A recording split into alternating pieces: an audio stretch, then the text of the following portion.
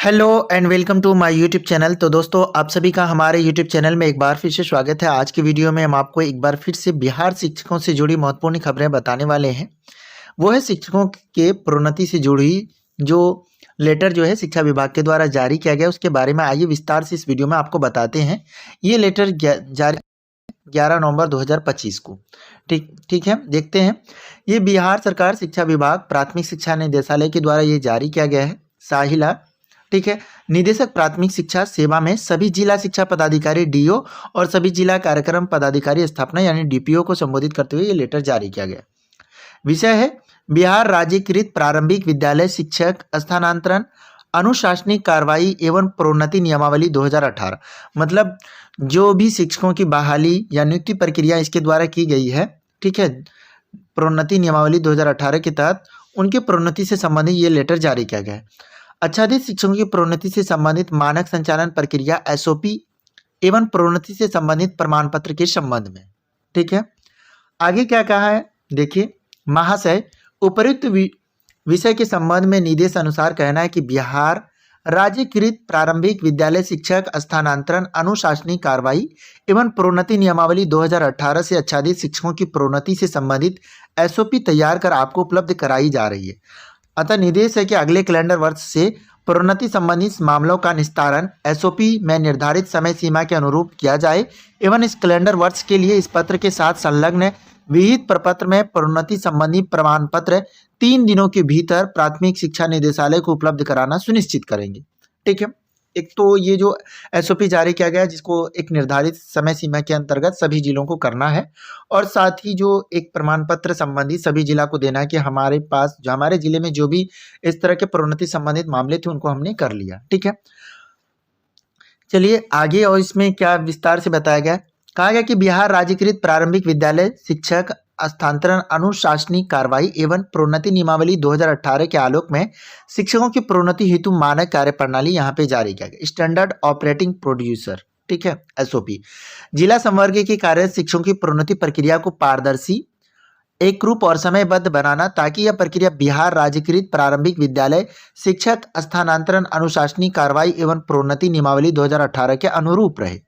ठीक है, जो भी शिक्षकों का प्रोन्नति होगा वो ये जो विद्यालय शिक्षा स्थानांतरण अनुशासनिक कार्रवाई एवं प्रोन्नति नियमावली 2018 उसी के अनुरूप यह एसओपी निम्नलिखित श्रेणी के शिक्षकों पर लागू होगी। पहला प्राथमिक शिक्षक 1 to 5 के लिए, उसके बाद मध्य विद्यालय शिक्षक 6 to 8 के लिए ये लागू किया जाएगा। आगे क्या कहा है देखिए, प्रोन्नति निम्नलिखित प्रावधानों के अधीन की जाएगी। बिहार राज्यकृत प्रारंभिक शिक्षक स्थानांतरण अनुशासनिक कार्रवाई एवं प्रोन्नति नियमावली 2018 है बिहार सेवा संहिता एवं मूल नियम, ये ठीक है, फंडामेंटल रूल्स, समय समय पर निर्गत विभागीय वित्त विभागीय संकल्प और परिपत्र एवं दिशा निर्देश। अब कहा गया कि प्रोन्नति हेतु प्राधिकार किसके पास ये अधिकार रहेगा।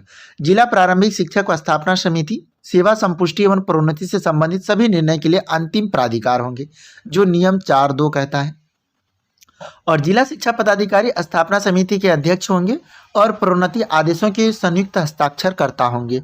ठीक है, आगे का आगे जिला कार्यक्रम जो पदाधिकारी होंगे स्थापना समिति के सदस्य सचिव और प्रोन्नति आदेशों पर संयुक्त हस्ताक्षरकर्ता होंगे। ठीक है, जो डीओ होंगे वो स्थापना समिति के अध्यक्ष होंगे और जिला कार्यक्रम पदाधिकारी जो होंगे स्थापना समिति के सदस्य सचिव होंगे और वो जो है प्रोन्नति आदेश पर हस्ताक्षर करेंगे डीओ के साथ। ठीक है, अगला जो पॉइंट है 5वां नंबर में कहता है प्रोन्नति के लिए जो सामान्य शर्तें हैं वो क्या है, नियम 7। ठीक है, वो प्रोन्नति पर विचार केवल निम्नलिखित अनिवार्य शर्तों को पूरा करने पर किया जाएगा। न्यूनतम अर्हक सेवा अवधि, न्यूनतम सेवा अवधि वही होगी जो सामान्य प्रशासन विभाग द्वारा समय समय पर निर्धारित की जाएगी। वांछित अर्हता क्या, उम्मीदवार के पास प्रोन्नति पद के लिए निर्धारित न्यूनतम शैक्षणिक और प्रशिक्षणिक ट्रेनिंग अर्हता होनी चाहिए। संतोषजनक सेवा, उम्मीदवार का सेवा इतिहास संतोषजनक प्रमाणित होना चाहिए। अब फिर उनके जो प्रोन्नति के चरण होंगे वो किस तरह से, प्रोन्नति चरण दर चरण प्रक्रिया होगी।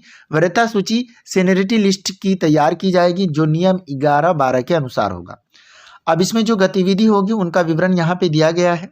गतिविधि तैयारी की तिथि होगा, अंतिम वरीयता सूची प्रोविजनल सीनियरिटी लिस्ट जो है प्रत्येक वर्ष 31 सितंबर के आधार पर तैयार की जानी चाहिए। मैट्रिक इंटर प्रशिक्षित शिक्षक से स्नातक शिक्षक में प्रोन्नति। अपेक्षित स्नातक योग्यता रखने वाले विज्ञान शिक्षकों और कला शिक्षकों के लिए अलग अलग वरीयता सूची तैयार की जाएगी। स्नातक प्रशिक्षित शिक्षक से प्रधानाध्यापक में प्रोन्नति। जो मैट्रिक इंटर प्रशिक्षित हैं उसका किसमें होगा, स्नातक शिक्षक में प्रोन्नति किया जाएगा, और स्नातक जो प्रशिक्षित शिक्षक है उनको प्रधानाध्यापक बनाया जाएगा। ठीक है।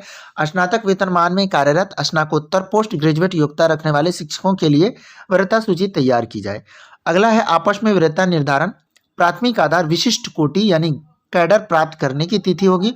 द्वितीय आधार यदि कोटि प्राप्त करने की तिथि समान हो तो जन्म तिथि आधार होगी। ठीक है। यदि कोटि सेम समय पर अगर दो शिक्षक प्राप्त किए हैं तो उसमें उनका जन्म तिथि जो है डेट ऑफ बर्थ वो आधार बनेगा। तृतीय आधार क्या है, यदि जन्म तिथि भी समान हो तो नाम के रोमन लिपि के वर्णाक्षर क्रम यानी अल्फाबेटिकल ऑर्डर से वरीयता निर्धारित की जाएगी। ठीक है। अगला में कहा गया कि रिक्ति और पहचान और आरक्षण। ठीक है। जिला शिक्षा पदाधिकारी प्रोन्नति पद स्नातक प्रशिक्षित शिक्षक या मध्य विद्यालय के प्रधानाध्यापक के लिए उपलब्ध रिक्तियों की पहचान करेंगे।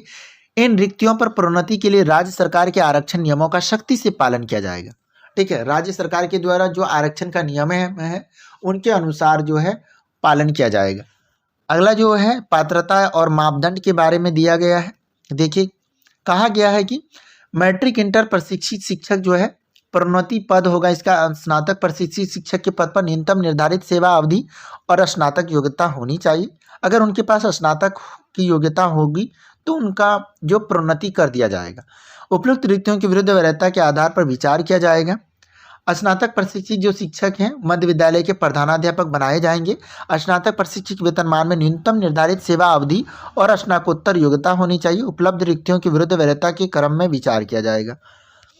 और है प्रोन्नति आदेश जारी करना। नियम 13 जिला स्थापना समिति के निर्णय के बाद उपयुक्त रिक्त पदों के विरुद्ध स्थापना के साथ प्रोन्नति आदेश जारी किए जाएंगे। प्रोन्नति आदेश सदस्य सचिव जिला कार्यक्रम पदाधिकारी स्थापना और जिला शिक्षा पदाधिकारी के संयुक्त हस्ताक्षर से जारी किया जाएगा। दोनों का हस्ताक्षर होंगे, जिला शिक्षा पदाधिकारी का और डीपीओ का। ठीक है, दोनों का। वित्तीय लाभ प्रोन्नति का वित्तीय लाभ नए पद प्रोन्नत पद पर योगदान की तिथि से दिया जाएगा। ठीक है। जो वित्तीय लाभ होगा वो आप जब से उस पद पे प्रोन्नत होंगे तब से आपको उनका लाभ मिलेगा। ठीक है।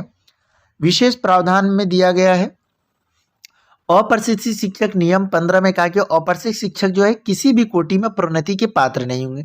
जो शिक्षक प्रशिक्षित नहीं है उनको प्रोन्नत नहीं दिया जाएगा, चाहे वो मैट्रिक इंटर के शिक्षक का स्नातक में हो या फिर स्नातक के शिक्षक का प्रधानाध्यापक में हो। ठीक है। शिथिलीकरण यदि प्रधानाध्यापक पद पर प्रोन्नति के लिए आवश्यक संख्या में योग्य शिक्षक उपलब्ध नहीं हो तो विभाग नियमों के अनुसार योग्यता और सेवा अवधि की आवश्यकताओं में शिथिलीकरण की कार्रवाई शुरू कर सकता है। मतलब जो आवश्यक योग्यताएं हैं प्रधानाध्यापक के लिए अगर वो उपलब्ध नहीं है तो वो नियम अनुसार जो है उनको शिथिल करके कम मतलब उससे जो भी सुटेबल योग्यता होगा उनके आधार पर प्रधानाध्यापक बनाया जाएगा। वैकल्पिक व्यवस्था उच्च पदों के रिक्त होने के कारण शैक्षणिक प्रशासनिक कार्य बाधित न हो इसके लिए वरिष्ठ शिक्षकों को उनके वर्तमान वेतनमान में ही उच्च पद का कार्य सौंपा जा सकता है। यह व्यवस्था अतिरिक्त वेतन या प्रोन्नति का दावा नहीं मान्य करेगा। मतलब वैकल्पिक व्यवस्था में है कि जो शिक्षक वहां पे वरिष्ठ होंगे उनको उच्च पद का कार्य सौंपा जाएगा, लेकिन जो वेतनमान होगा वो नहीं मिलेगा या प्रोन्नति उनका दावा वो नहीं कर सकेंगे। ठीक है। वार्षिक समय रेखा नाम दिया गया है सभी जिले का। यह समय रेखा नियम 11 में निर्धारित 31 दिसंबर की कट ऑफ तिथि पर निर्धारित होगा। यहाँ पे गतिविधि और दिया अवधि दिया है। औपबंधिक वरीयता सूची तैयार किया जाएगा 15 जनवरी तक। वरीयता सूची पर आपत्ति के दावे 31 जनवरी तक। अंतिम सूची का प्रकाशन 15 जनवरी। प्रोन्नति के लिए उपलब्ध रिक्तियों की पहचान और आरक्षण रोस्टर का फरवरी माह के अंत तक। ठीक है। और जिला प्रारंभिक शिक्षक स्थापना समिति की बैठक और प्रोन्नत पर अंतिम निर्णय 15 मार्च। प्रोन्नति एवं पदस्थापन आदेश जारी करना जिला कार्यक्रम पदाधिकारी जिला शिक्षा पदाधिकारी के संयुक्त हस्ताक्षर से 17 मार्च तक होगा। और प्रोन्नत शिक्षक का नए पद पर योगदान जो है वो जैसे 17 मार्च तक तो आदेश जारी होने के 15 दिन के अंदर। ठीक है। अगर आपका आदेश 10 नवंबर को जारी होता तो आप 25 नवंबर के अंदर तक में आप अपना योगदान करेंगे। अपील दायर करने की अवधि जो होगा यदि शिक्षक व्यथित हो तो आदेश जारी होने के 30 दिनों के भीतर। ठीक है। अपील दायर करने की अवधि में ये जो तो दोस्तों ये थी शिक्षकों के प्रोन्नति से जुड़ी संबंधित खबरें। आई होप आपको ये वीडियो पसंद आया होगा। वीडियो देखने के लिए आपका धन्यवाद। तो मिलते हैं अगले वीडियो में। Thank you. बाय।